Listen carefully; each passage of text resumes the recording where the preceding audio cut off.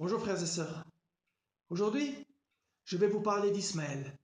Vous savez, le fils d'Abraham qu'il a eu avec Agar, la servante égyptienne de son épouse Sarah, parce qu'elle était stérile. Eh bien, l'histoire et la vie d'Ismaël sont une représentation extraordinaire de la chrétienté aujourd'hui et de ce qu'elle est destinée à vivre dans un avenir proche, et vous allez comprendre pourquoi. Vous voyez donc Ismaël qui grandit et qu'à un moment donné, eh bien Sarah voit Ismaël rire de son fils Isaac. Et dans un rire par lequel elle comprenait qu'il prenait son fils Isaac pour un fou parce qu'il était spirituel. Alors, comme vous le savez, elle va voir Abraham et lui demande de chasser Ismaël avec sa mère en lui disant qu'il n'héritera pas avec son fils Isaac. Alors Abraham, peiné pour son fils Ismaël qu'il aimait, consulte l'Éternel son Dieu qui lui demande d'écouter la voix de sa femme en lui disant que c'est effectivement par Isaac qu'il aura une descendance qui porte son nom. Ainsi donc, Agar est chassée dans le désert avec son fils et l'histoire nous montre qu'au bout d'un certain temps, dans le dénuement de toutes choses, dans la faim, dans la soif, accablé par la fatigue et la chaleur, au bord des portes de la mort, Ismaël s'interroge et se demande mais comment il est possible que lui, le fils d'Abraham, se retrouve dans une telle situation. Et soudain, il comprend, il réalise, il saisit que c'est parce qu'il s'est moqué de son frère qu'il a été chassé par son père. Et là, il pleure, il se repent et il implore l'Éternel son Dieu de lui pardonner. Alors, l'Éternel son Dieu, lui envoie l'ange qui lui ouvre les yeux afin qu'il voie les sources d'eau pour qu'il reprenne vie et qu'ainsi s'accomplisse ce qui avait été dit sur lui, qu'il ferait de lui un peuple tellement nombreux qu'on ne pourrait pas le compter. Et c'est là où l'étymologie de son nom se manifeste, parce que c'est là que Dieu l'a entendu. Et c'est pourquoi qu'il lui avait été dit qu'il s'appellerait Ismaël. Ismaël, lui, comme je l'ai dit, est cette représentation de cette chrétienté hybride, moitié esprit de Dieu, moitié esprit du monde. Et vous le retrouvez dans le livre de l'Apocalypse. Alors que Jean voit un peuple de toute tribu, de toute nation, une foule tellement nombreuse qu'on ne pouvait pas la compter. Et l'ange lui demande et lui dit, mais ceux qui sont revêtus de robes blanches, qui sont-ils et d'où sont-ils venus? Et Jean lui dit, mais mon Seigneur, tu le sais. Et l'ange lui dit, ce sont ceux qui viennent de la grande tribulation. Ils ont lavé leur robe dans le sang de l'agneau et c'est pourquoi ils se tiennent devant le trône de Dieu jour et nuit. Voilà l'Ismaël spirituel qui est là, devant le trône de Dieu.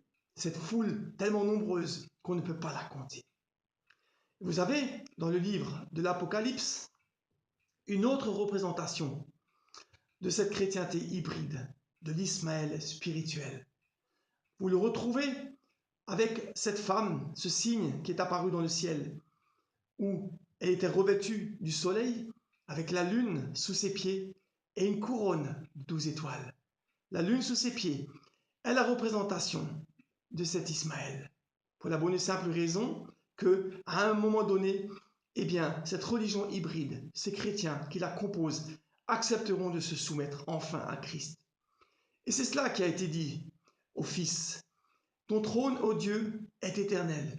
Il a aussi été dit, toutes choses ont été mises sous ses pieds. Cependant, nous ne voyons pas maintenant que toutes choses lui soient soumises. Ainsi donc, vous voyez la lune sous ses pieds, parce que Christ et cette femme ne sont qu'un. Vous avez encore une autre représentation d'Ismaël dans le livre de l'Apocalypse. Parce que, comme vous le savez, Ismaël a persécuté Isaac. Et cette chrétienté hybride persécutera aussi la petite épouse, l'enfant mâle, quand il naîtra. Parce que, ils sont aveuglés par le diable, qui leur dira, c'est vous qui êtes fils de Dieu. C'est vous qui louez le Seigneur dans les assemblées. qui sentez sa présence quand vous le chantez. C'est vous qui, au nom de Jésus, imposez les mains aux malades, chassez des démons en son nom.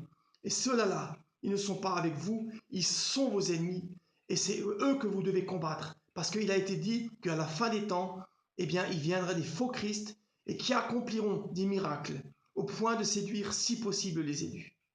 Et c'est pourquoi, eh bien, ils persécuteront la petite épouse.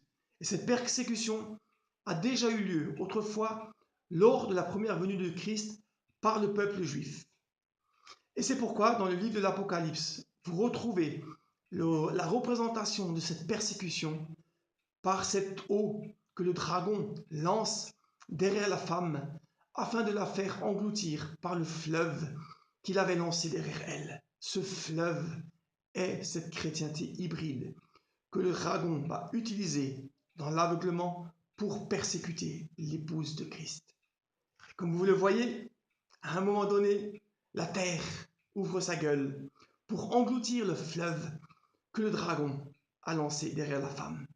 Cette terre qui s'ouvre n'est autre qu'Israël, qui reçoit le salut, parce que le temps des nations, à ce moment-là, sera terminé.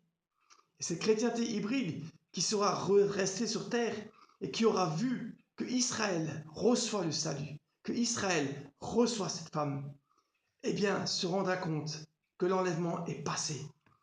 Et c'est pourquoi, eh bien, ils feront volte-face au diable et accepteront, eh bien, d'être persécutés à leur tour et d'être tués à cause de ce qu'ils auront fait subir et parce qu'ils n'étaient pas prêts pour aller dans l'enlèvement. Vous avez également, sur cette terre, 3 grandes religions, la chrétienté, l'islam et aussi, eh bien, le peuple juif. Eh bien, la chrétienté, elle a comme symbole lumineux le soleil. Vous le voyez souvent derrière une colombe ou derrière une croix. Parce que c'est ce qui a été dit au sujet des fils de Dieu. C'est vous qui êtes la lumière du monde. Voilà le soleil. La chrétienté représente le soleil qui enveloppe cette femme. Ensuite, vous avez l'islam avec son croissant de lune qui, lui, représente la lune qui est sous les pieds de cette femme. Et vous avez le peuple juif avec son étoile de David qui est cette couronne, qui représente cette couronne qui est eh bien, sur la tête de cette femme, parce que ce sera le couronnement du ministère de Christ lors de sa seconde venue. Parce que sa seconde venue, elle vient pour les vrais croyants. Elle vient pour ceux qui devront passer par la grande tribulation. Et elle est là aussi pour le peuple juif. Et c'est à ce moment-là aussi que cette chrétienté, eh bien, qui acceptera eh bien, d'être massacrée, sera entendue par le Seigneur et que s'accomplira pour elle eh bien, ce qui avait été dit, que ce sera un peuple tellement nombreux qu'on ne pourra pas le compter.